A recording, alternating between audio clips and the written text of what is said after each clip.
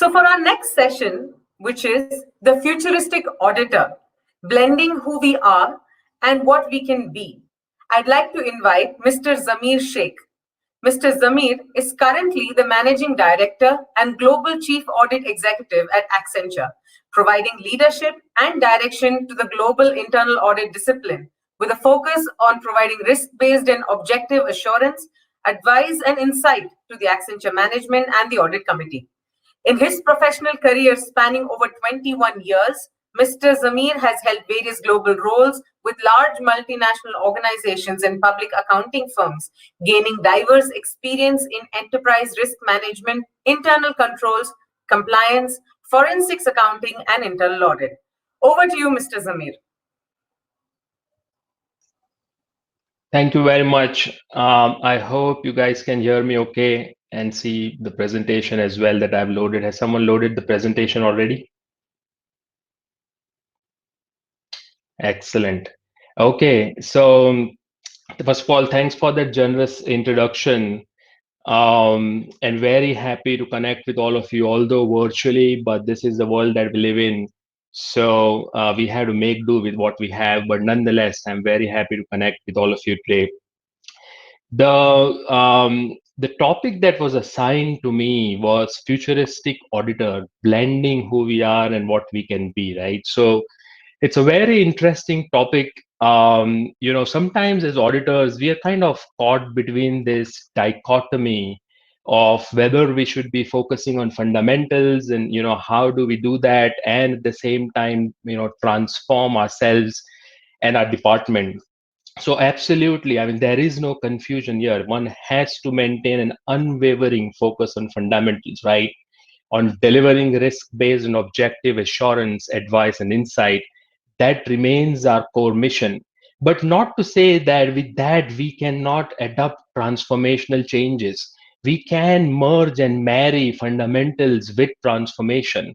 We can use the power of technology and human ingenuity and creativity, innovation to rethink, re-engineer, and transform ourselves into a future-ready function.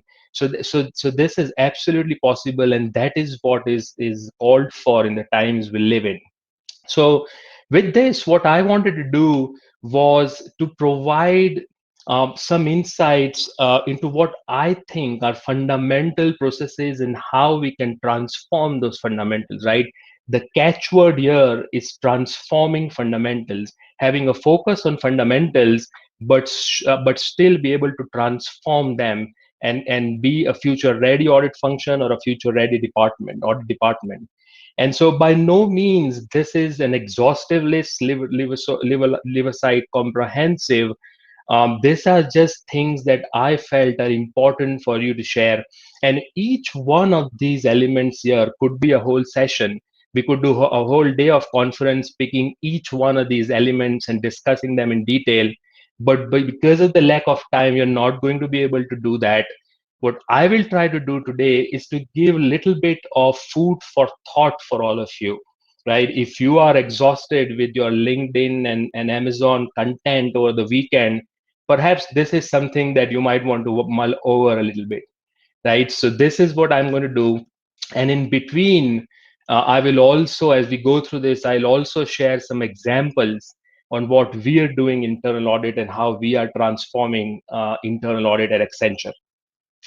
So let's dive in, right? And it has to begin with being a trusted auditor or a trusted business partner. There is no other way to add value than being trusted, to be able to trusted by the management as someone who can add value, right? So let me start with a short story here. So I heard this story, found it quite interesting. So once upon a time, there was a shepherd looking after his sheep on the side of a deserted road. Suddenly, a brand new Mercedes screeches to a halt. The driver, a man dressed in an impeccable suit, gets out and asks the shepherd, "If I tell you how many sheep you have, will you give me one of them?" The shepherd looks at the young man, rather amused, then looks at the large flock of sheep grazing and replies, "Okay." The young man parks the car, connects his laptop to his mobile charger, mobile hotspot, enters a NASA website, scans the ground using GPS, opens a database of 60 Excel spreadsheets filled with algorithms and pivot tables and whatnot. And then he prints a 150-page report on his high-tech mini printer, turns to the shepherd and says, "You exactly have 1,586 sheep." The shepherd cheers. "That's correct. You can have your sheep. You're right. You can have your sheep now." The young man takes on one of the animal from the flock and puts it in the back of his car. As he was about to leave, the shepherd looks at him and asks, "If I guess your profession, will you return my animal back to me?" The young man answers, "Yes, why not?" The shepherd says, "You are an auditor." Surprised, the young man asks, "How did you know?" The shepherd says, "Very simple. Firstly, you show up without being called.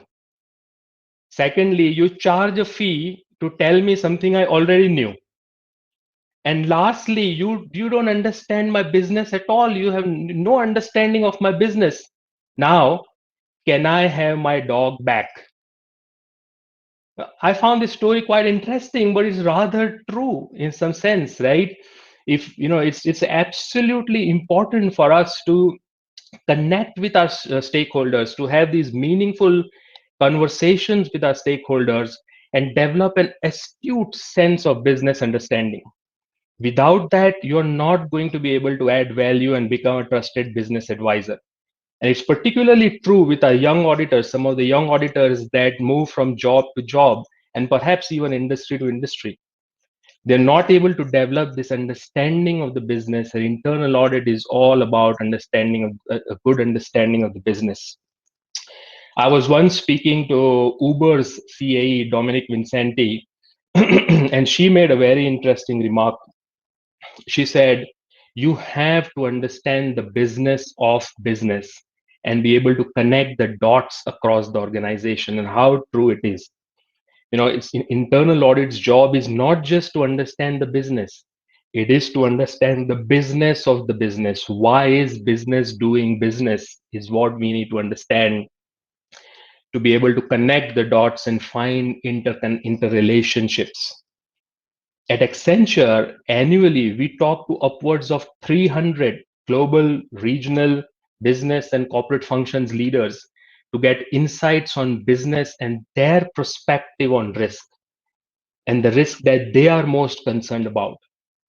We use a customer relationship management tool for tracking these interactions and documenting notes that can be accessed by our global internal audit team. Therefore, ensuring that information and knowledge obtained from these meetings is not just retained by the person who is having the conversation, or much worse, lost, but it is systematically stored, accessed, and used in our risk identification and risk assessment processes. About 20% of our audit capacity in Accenture is reserved every year for advisory engagements that are requested of us by the business. And you all will agree how fulfilling it is to be asked by the management to conduct an audit and provide recommendations. Our internal audit leadership is invited and participates on several global steering committees and forums, providing advice to the business as they make decisions or implement new systems or even draft policies.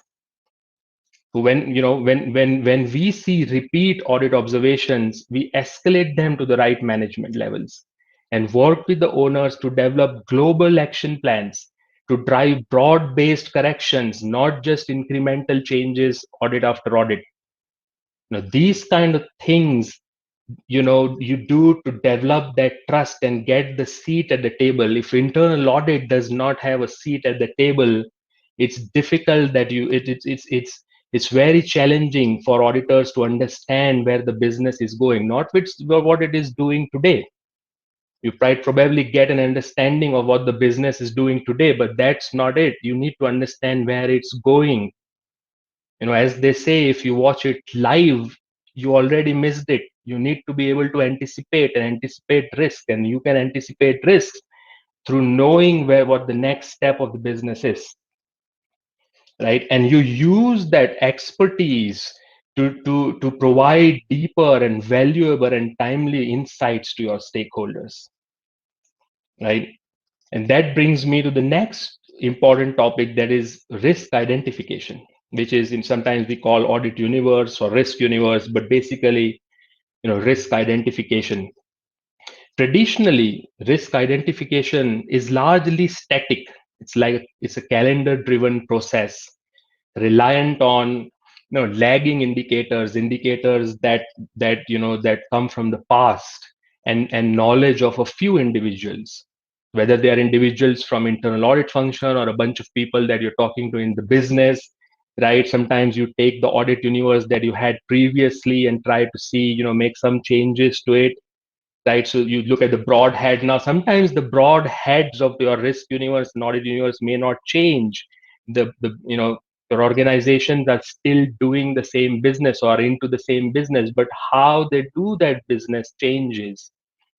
So therefore, risk changes, and your audit universe or risk universe should change. As someone said, auditors are people who arrive at the battle and bayonet all the wounded. So, do you want to be those who do post-mortem after the fact and wound the wounded, or do you want to be ones that predict the impact of a battle, communicates the consequences early on, and perhaps help prevent it from happening? You need to be identifying and addressing risks associated with major change events in the organization. For example, international expansions, new business lines or products, process reengineering, technology platform changes, outsourcing or offshoring decisions, acquisitions, and so on. At Accenture, internal audit is part of the global business expansion forum, through which we get to know in advance if there are new businesses or new geographies Accenture is planning to expand to, or new acquisitions. So we can start thinking of adjustments that will be needed to our audit universe early on, and even not only audit universe, even team structures, right? We might want to bring in skills that we don't have in the team today because of the way the business is moving. We might want to establish teams in geographies and locations that we don't have teams today because the business is moving there. And if you do that after the fact, you're reacting to it.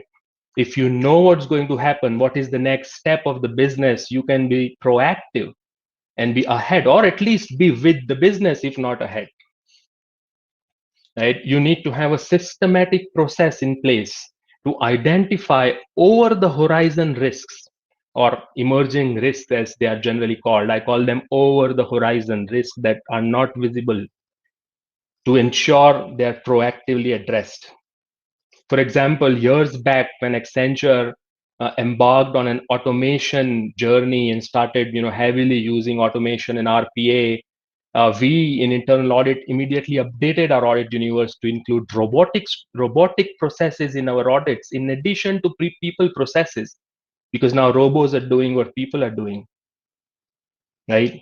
And lastly, we need to look beyond the traditional financial operational and regulatory risks. Sure, these are important, but strategic, business, macroeconomical, geopolitical, and now ESG, environmental social governance risks, tend to have a much more dynamic impact, or dramatic impact on the organization's value. The most effective approach to risk management is to take a holistic view, an integrated view of risks. All dimensions of the risks need to be viewed in like a concert, not as separate elements. The danger in viewing risks in a disaggregated way is that interrelationships between these risks can be lost, and real exposure will not be well understood, right? So as we are now talking about assessing the exposure of the risk, this is a good segue into my next topic, which is agile risk assessment. right? So now that we've identified risk and we have a current and comprehensive audit universe, as we all know, we will need to prioritize risks that are most critical, and that is what we call risk assessment.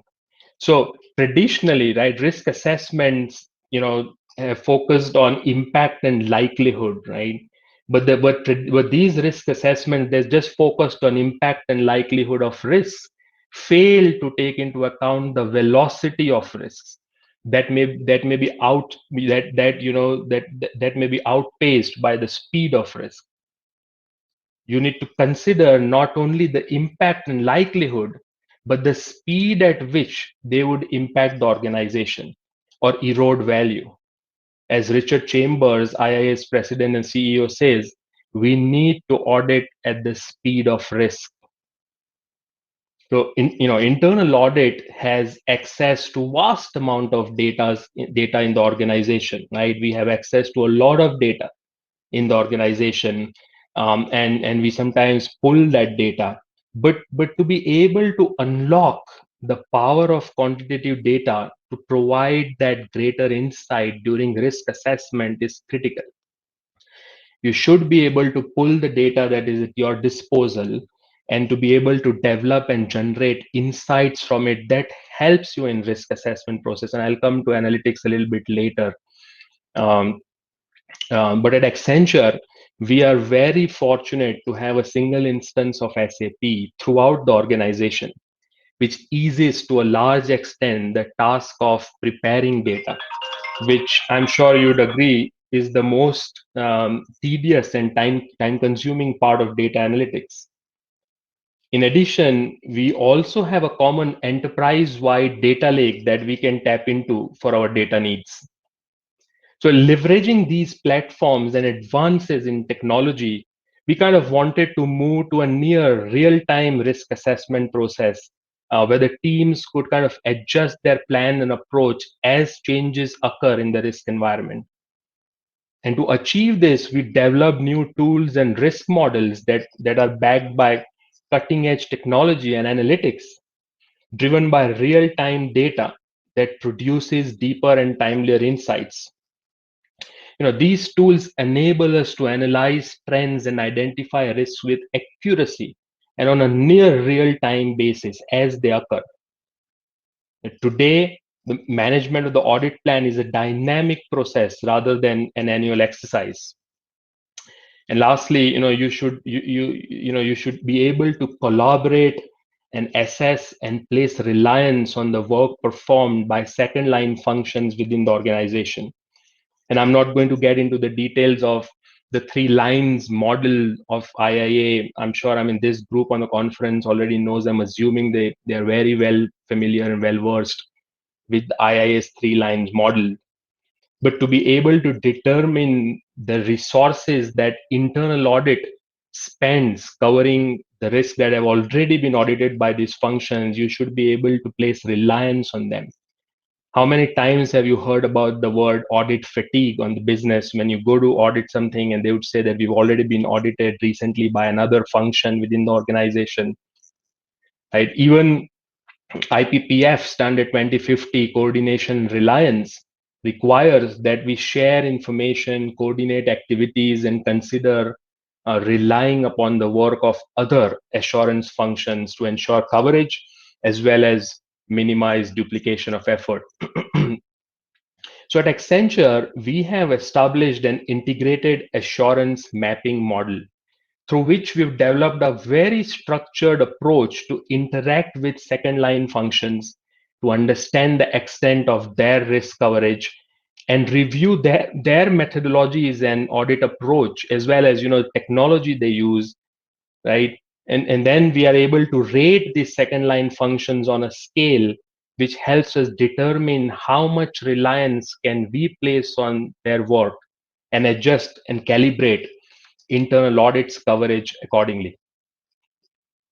And that kind of is the first step to move towards integrated assurance, right? Integrated assurance mapping or this kind of inventorizing of second line functions and mapping and placing reliance on them is kind of the first step to take towards integrated assurance, which we are now actively working on to develop into something that we can coordinate across different second lines of the department. For example, the tools and technology that is used could, there could be the common set of technology and tools that could be leveraged. Even the harmonization of risk models and risk assessment approach, the harmonization of rating scales that different second line functions use is extremely important. How would your audit committee know if what you've rated as a high risk or a red rating is the same as some other second line function is doing that?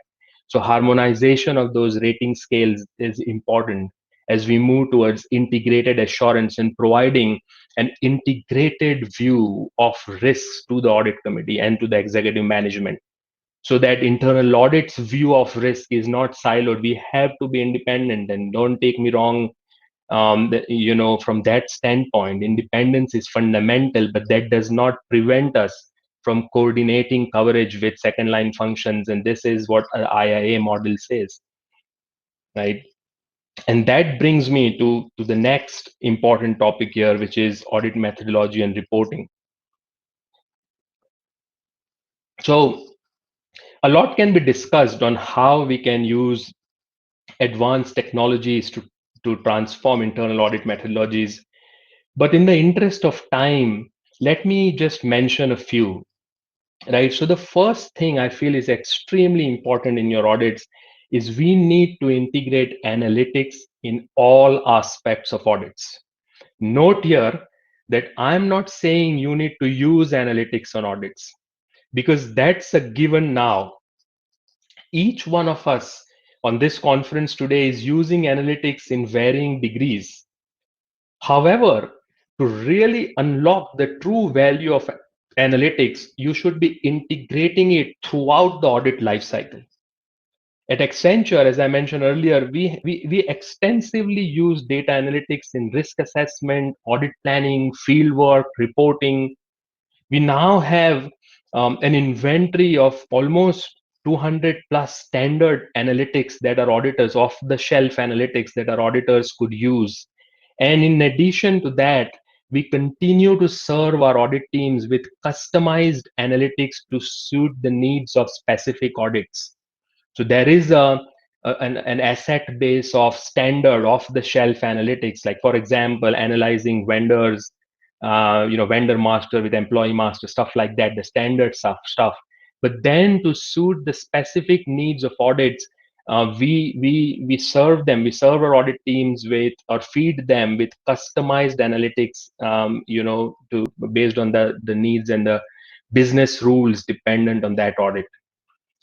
We have more than 50 automated dashboards and risk models that our auditors use to slice and dice the data, and to generate insights that they need at the click of a button. You could do magical things with the data and the dashboards that we provide. And as I said earlier, this has become possible through many things, but most importantly, the access to data that we have access to almost any data at Accenture through the common enterprise-wide data lake that Accenture has put in place, which sometimes organizations or audit departments do not have the luxury of having that. We are fortunate in Accenture to have that. So with technology allowing us all of this and to test the full population of entries, not just a sample test, we have actually moved away from asking the question, what has gone wrong? Because that's available at the click of a button. You will know what has gone wrong. The key question to ask is why it has gone wrong, so we can remediate root causes of problems and then prevent them from occurring in the future. And that's important. That's the value, right? Secondly, with technology becoming such an integral part of our lives, whether they are professional or personal lives, technology is everywhere. We should consider every audit an IT audit. That's our motto now. Every audit is an IT audit. I'd be surprised if any audit, whether it's financial, operational, or compliance, does not have some IT that needs to be audited. At Accenture, we have a dedicated, very strong, dedicated IT audit team within internal audit. The IT auditors have a comprehensive information and cybersecurity audit universe, but there is always a representation of IT auditors on almost all audits we do. As I said, financial, operational, strategic, even kind of audits like workplace audit. We always have IT auditors involved, from planning, scoping of the review, to field work, to everything, right? So, that's the side. So first is analytics, embed analytics throughout your audit life cycle. Second, every audit is an IT audit. In addition, you need to operate an intelligent audit process. When what do I mean when I say that is where the results of your audits feed into risk identification, risk assessment, and audit methodologies. That's the intelligent process. If your results of what you're auditing, if you select certain things, right, for audit, some processes, transactions, whatnot, and if your results have nothing to do with the next time you audit that area, other than the fact that you would see whether it was a blue or yellow or red rated report, or whatever ratings or severity you assign, that's a dumb process. You need the results should drive your selections the next time. At Accenture, we do this via a very robust feedback loop, which now we are developing into a machine learning based artificial intelligence tool, AI tool, that will take our results and provide intelligent recommendations for audit selections. And that is how you operate your intelligent audit process. And this is not only for risk assessment. That feedback loop, whether you automate it, whether you implement technologies like machine learning and artificial intelligence or not, but there needs to be a feedback loop, right? So whether certain, even as simple as audit programs and audit procedures, are they being updated as you go along, as you are they being evolved, in other words, right? So as you audit new areas, as you understand and identify findings through some on the fly audit procedures that your auditors would have used. And I think that's, and again, a very important thing, is that as auditors, we just don't take audit programs and execute them. It's not a check in the box approach. You always improvise, right? You always make sure that, is there something else? What is the data telling me? Can I view, is the balcony and floor approach, as we say, right? You should be able to zoom in and zoom out to be able to see patterns. You should, if you miss, the forest for trees, then you're not a good auditor. So you need to be able to go up to the balcony and have a bird's eye view, and then still come down on the floor and execute it. And through that, what you learn and the intelligence you gather has to feed into the audit program and audit procedures to make them more intelligent, right? Last but not the least, I don't want to move away from this topic before briefly touching upon the importance of reporting. Your audit results are only as effective as you can communicate them. And your audit communication is only as good as the actions they drive. You don't read reports to be read.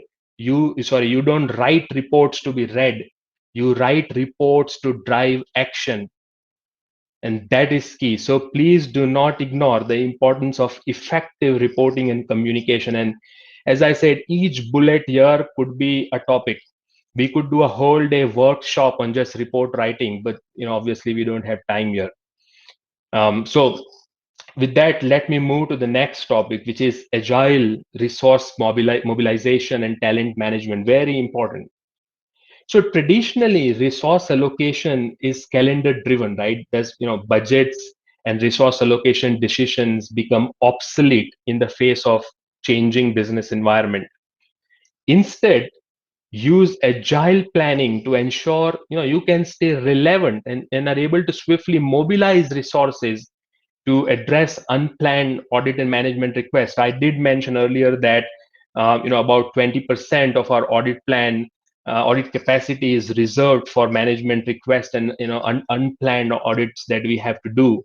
So you have to build that flexibility. You can do scenario planning. There are several ways of agile resource planning and budgeting, so that you are not constrained by your resources and budgets when a need arises, right?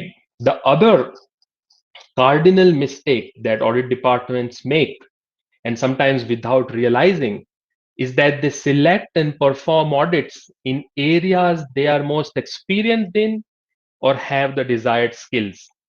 Rather, you should be building, acquiring, or borrowing skills that are required for effectively auditing areas that are of highest risk, and not vice versa, right? Without realizing, generally our risk assessment will prioritize, we will select areas that to audit that we have skills in, right? And to to do that, to be able to do that, we need to have a very strategic approach to talent management, to acquire, develop, and retain skills that are not only relevant today, but those that will be required tomorrow.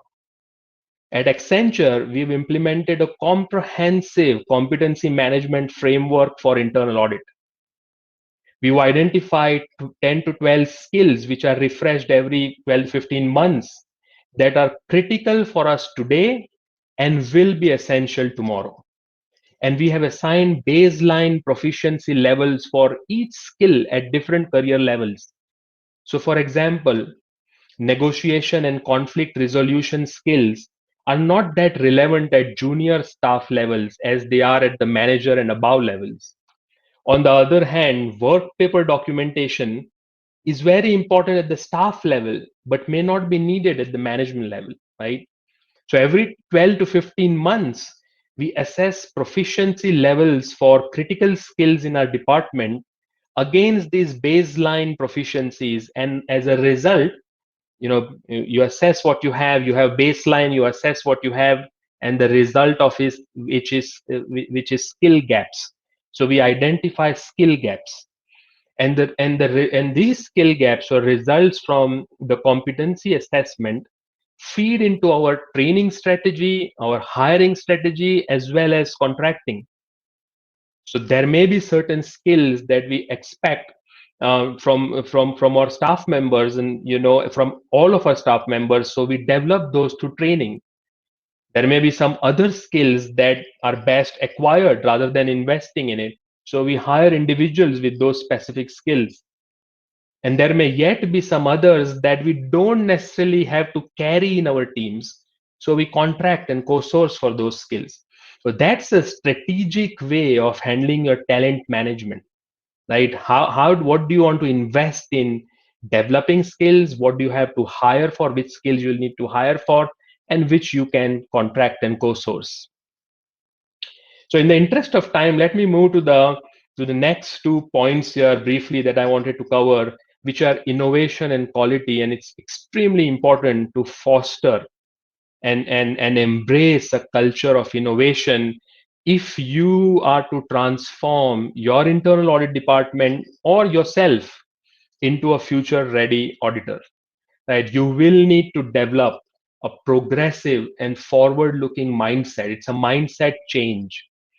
Challenge yourself and your teams to think about new and innovative ways that can drive efficiencies, effectiveness, and above all, a greater value. Right? For example, at Accenture, we have instituted quarterly innovation awards that recognize innovation and creativity. And there is a lot that you could do to kind of foster this culture of innovation, that innovation in everything, right?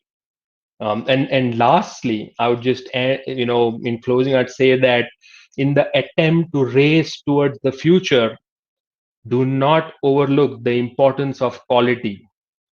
Establish a well-defined QAIP program. Regularly benchmark your department against your peers. and get an external view every now and then for a reality check, really. Even IIA standards require us to maintain a QAIP program and also get external quality assurance reviews at least every 5 years. So please do not ignore this fundamental on your transformation journey. And with that, I wish you all the best in your individual capacity and your organizational transformation journey. Evolution is easy, but for transformation, you will need to make disruptive changes and become a change agent for your organization. It's not only for your internal audit department, internal auditors have to be change agents for the organization, right? And with this, I'll leave you with this very profound quote from a great thinker and turn it over to the to the conference organizers. Thank you. Thank you, Mr. Zameer. Indeed, there are so many excerpts from what you said that I made a note and I wanted to really. It's so interwoven, right? Every single segment that you spoke of is so interwoven, but yet individually also they are so important. Nothing can be overlooked for another one, right? And bring the spotlight to the fact that even if we maintain unwavering focus to fundamentals, it's not going to bring about a strategic transformation to how we do our work currently today. And that's why your last quote also made so much sense. You can't just keep doing the same thing that you've done year on year and expect different results out of the audit itself. Now, we have Absolutely. a couple of questions for you. I'm sorry to have interrupted you. No, that's absolutely. I mean, I was agreeing to whatever you said. And again, I mean, as I said, I mean, there is so much that we can talk about on each of these elements. It's just the time is not enough. But each of these could be. We can take this basically 6 elements and do a whole week of workshop essentially. And I think even if you focus on one, there's still going to be incrementally so much change in the results that we achieve itself. So I can imagine, the collective force of all of them coming together is just going to take the function to a completely different level playing field. So we have a couple of questions for you from the audience. One being that how fruitful has the results of your analytics been to business? So you said there were around 200, ready dashboards. So one, Yeah. how has it been useful, and how much time it actually took to reach that stage? Right. Very interesting question and very good question. It's been extremely useful to the business. In fact, we are the we've been the torch bearers to in some ways from an analytics standpoint in Accenture. And I mentioned the corporate data lake, the corporate enterprise-wide data lake that we have. It turns out that our department, internal audit, is the biggest user of that data lake. We use that data lake that no one, I mean, everyone, all corporate functions or everyone in Accenture can have access to the data lake. Obviously, it's not a free for all access. You have to go through a governance process to be able to tap into that data lake and connect your tools to it. But we are the top users of that data lake. And to answer your question on how much it has helped the business, we have business coming to us all the time with advisory, around analytics. Can we develop a dashboard for them? How did we audit this? How did we find the exceptions that we found? Can we develop the same analytics for them? So it's so much in demand. We had to turn these advisories down sometimes because we don't know. We had to balance our assurance and advisory roles, and so therefore we had to sometimes turn the request down. But it has tremendously helped the business. And what I would say is, it's not only the assets that we have, the analytical assets that we have. It is the people that we have that have helped the business so much. So for example, our analytics function was instrumental in setting up several analytic teams within the business. So like for example, expense reporting area, right? So we have kind of helped them to set up the team, set up their analytics, so that the second line functions can then monitor and do a continuous monitoring through analytics. We've also had our people from internal audit go in and set up some of these teams and join second line functions. So we've also had outward rotation to the business. So in Accenture, we are looked at as torchbearers from an analytics standpoint, and that is we are the highest consumer of the data lake, so to speak. Now, the second part of the question, how much time it took? It was a long journey. We started, I would say, about 15 years, 14, 15 years back, offline analytics, right? We could pull data. In those days, ACL was something that in desktop versions of ACL, we had few licenses. We had to use a dongle to be able to run that ACL on the laptop. So it started from those days, 14, 15 years back, and all the way through until now. We have built this amazing world-class analytics capabilities, and we continue to progress. So I just reviewed the next year's plan with my team, and we have machine learning, we have NLP, natural language processing in our plan for next year, where it's like, people who don't know NLP, we're developing a tool which is like search function on steroids. So you put in a contract language, and it will go through 15,000, 20,000 contracts and search that language. Do you have unlimited liability clauses? So that's the kind of progressive work. Deep learning, machine learning is what we are now progressing on. All right. So a continuation, or rather an extension of this question is, was there resistance from the business teams, before they turned into enablers for your analytics itself? And how would you say you handled that resistance from the business teams itself?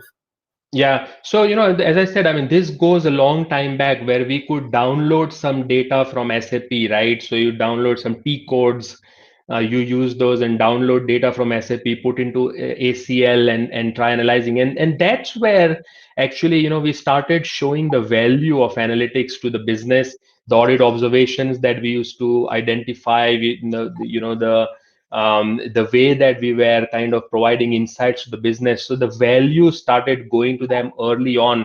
So there wasn't really a resistance in us using analytics. In fact, our organization continued to invest in our capabilities, in building our teams, in building tools and all. So I wouldn't say there was ever a resistance. Accenture, as I said, is, we're fortunate. It's a very progressive organization. We invest in a lot of automation and tools. So we have been able to navigate through that. And then as we grow and as we grew and advanced our function, we were able to show them greater value every time we audited or the advisory work that I spoke about. So it was more, there was a lot of receptivity in the business to what we are doing, or we were doing, or we still are doing. Right. But I think, and that's our Accenture perspective. But I think that the answer to that is that you will have to use the value that you deliver to make your business case. You just can't be asking for investment or having access to data without showing them the value that you're going to deliver or have already delivered through whatever you have as of now. Use value as your key argument to get their support. Right. We have a lot of questions actually coming up I would from this imagine. session. I will go to the next question, which is, what should be the change in the top management view and drive of internal audits of companies, wherein it is not a statutory obligation to achieve results from an internal audit function? Absolutely, absolutely. And that's the tone at the top. So that's the tone at the top, right? So it just flows from the top management. We are very fortunate that our top management is very engaged with internal audit. And it also actually starts from the audit committee. Our audit committee has always been very engaged with internal audit.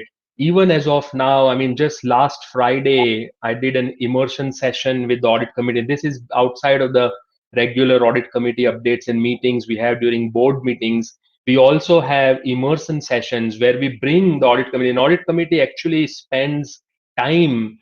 We had a full audit committee on that call, and 1 hour call to take them through what we do within internal audit, our risk models, our analytical advances, all of that.